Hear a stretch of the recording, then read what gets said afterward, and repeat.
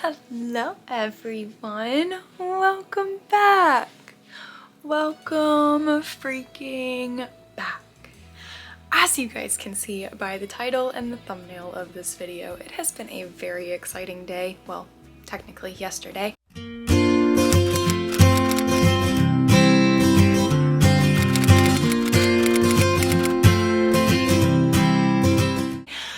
Taylor Swift's new single came out for Toy Story 5 today. If you guys have not listened to that yet, pause this, go listen to it, come back. I'll wait. Did you love it? I loved it. That felt like baby Taylor Swift, if that makes sense. That felt like young Taylor. It felt like, I don't even know how to explain it. It felt nostalgic. I don't know how else to describe it. It just felt like getting back together with your young self, getting back to like just doing things that you had done in the past and you haven't done in a very long time, and it just felt really, really, really good. So I have some book recommendations for you. So I listened to this song three times. And I do in fact have 3 book recommendations for you. These books really do feel like this song. This song feels like reminiscing almost. It feels like childhood coming back into your adulthood, and just like I had already stated, it kind of felt nostalgic. And what I mean by nostalgic isn't for the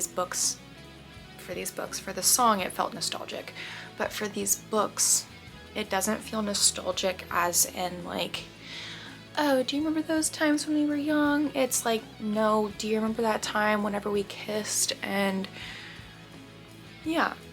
So these are some book recommendations I have for you for I Knew It, I Knew You. The first book that I have for you, and I will kind of get into some explanation.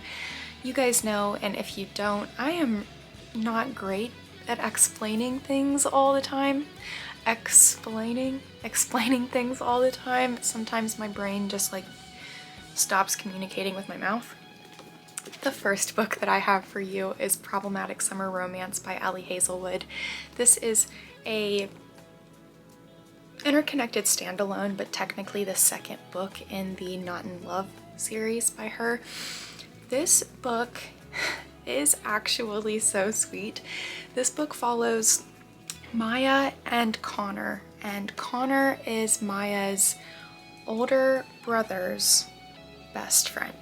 Okay, so they have quite an age difference in between the two of them, but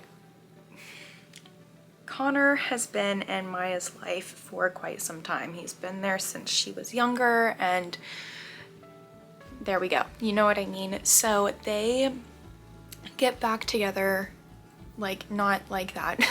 They meet back up in the future, and they are at Eli's, which is Maya's older brother. They are at Eli's wedding, and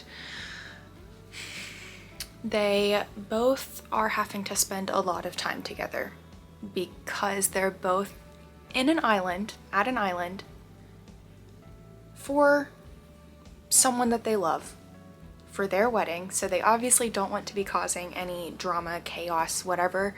They want it to go well, and that's kind of what I mean by nostalgic.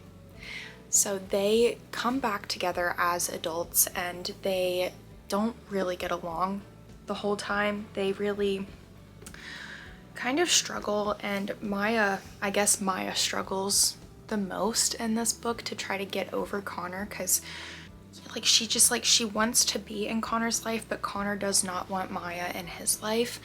And so we find out at the end of the book what is actually going on in their relationship, and I just truly think that this feels exactly like I Knew It, I Knew You, because we are meeting so many different versions of Connor and Maya. The second book that I have recommended for you is The Cheat Sheet by Sarah Adams. This book follows not necessarily childhood best friends, but young adulthood best friends, kind of. They met in high school, I want to say. Longtime best friend. So maybe they are childhood best friends. I cannot remember if they were childhood best friends or if they had just like met in high school. I don't know why, but I want to say that they had just met in high school. But anyway, they strike up such a wonderful friendship, and both of them have feelings for each other, but neither of them know that, and they don't want to ruin their friendship, so they kind of nix the I want to date you feelings in their body. They're always still there, but they just try to avoid them, I guess you could say. So they both just date other people the whole time. But this also feels exactly like I Knew It, I Knew You. Feels like a coming back around, a I knew you then and I know you now.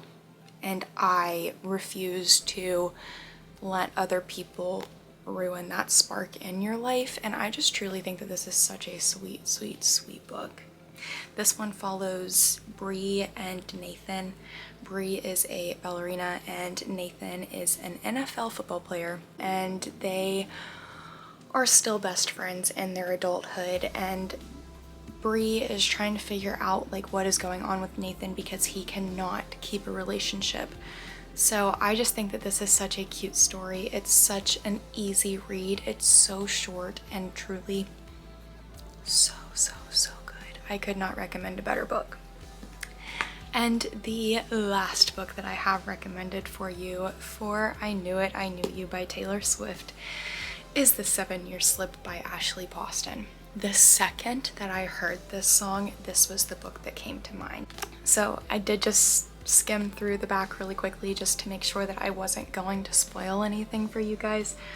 But this book follows Clementine and Ewan, and I think it's Ewan, right?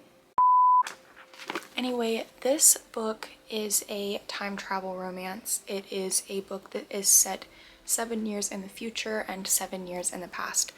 And Clementine is living in her great aunt's house.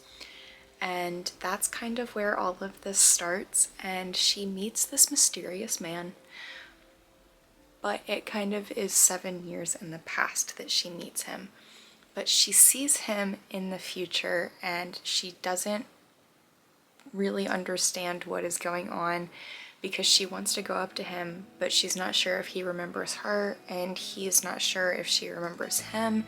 And it's a whole entire just like beautifully told, fun, mysterious romance. Like, I don't even know how to explain it without just fumbling over my words. This book truly is such a fun read. I would highly recommend this book. I would reread it again right now if I had the opportunity.